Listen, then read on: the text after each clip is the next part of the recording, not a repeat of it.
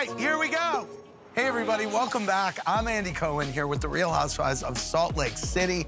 For a group of women so immersed in religion, we witnessed lots of ungodly behavior this season, from bringing wine to a prayer night to accusations of slut-shaming at a Housewives bat mitzvah.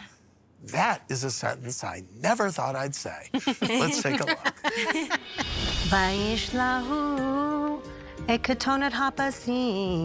For me, becoming a bat mitzvah is really a spiritual journey. I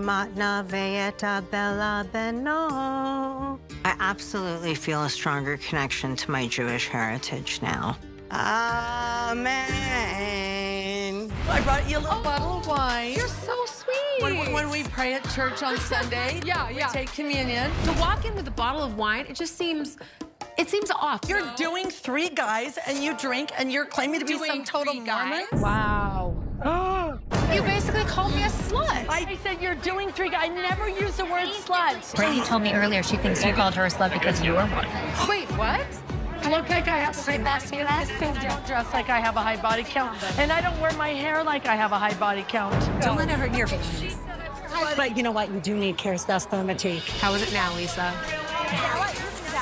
Security, please escort her husband out. I don't like people who slut shame.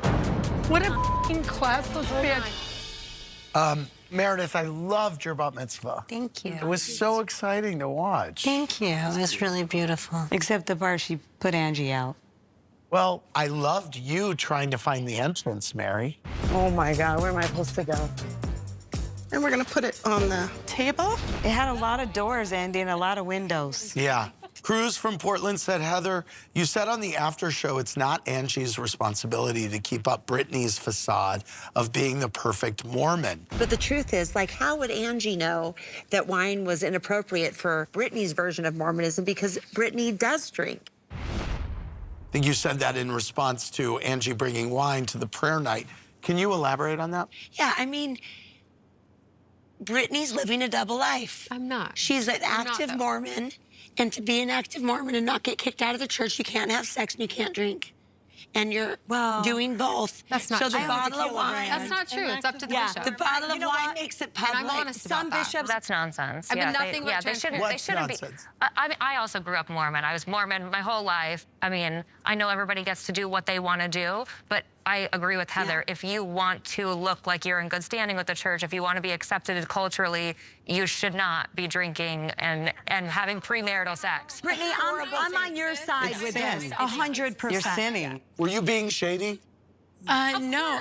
The first time I met Angie, you Britney. told me at that day at lunch that you grew up as Mormon as anyone, which I is did. why I asked You're you not in the the first Mormons I place. grew up with. You're from Provo, but you're not a Mormon that I grew up with, Brittany. You really don't understand You're not culturally a true how Mormon. I I grew up with Mormons the way Heather was raised. You're not. But you know what, though? You shouldn't say who's a true Mormon and who's not. I can live it any way I want. I embrace my religion every day, not on Sundays, 7 days a week. Who cares, Angie? I'm not like judging you and how you live your religion.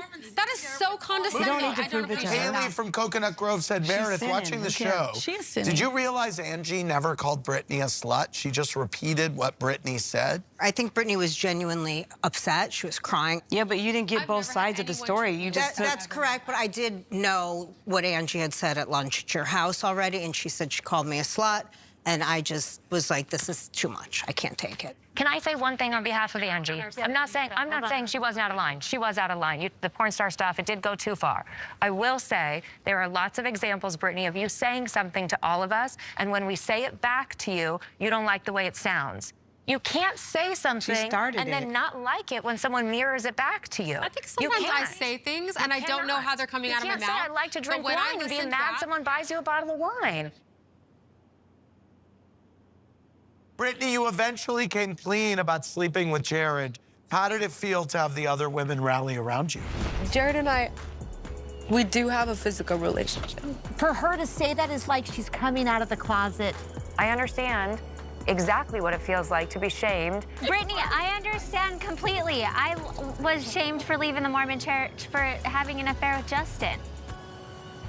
It felt really good. I was like, I have to say, when I watched that, I cried, and I didn't even realize how much trauma I had around the shame that we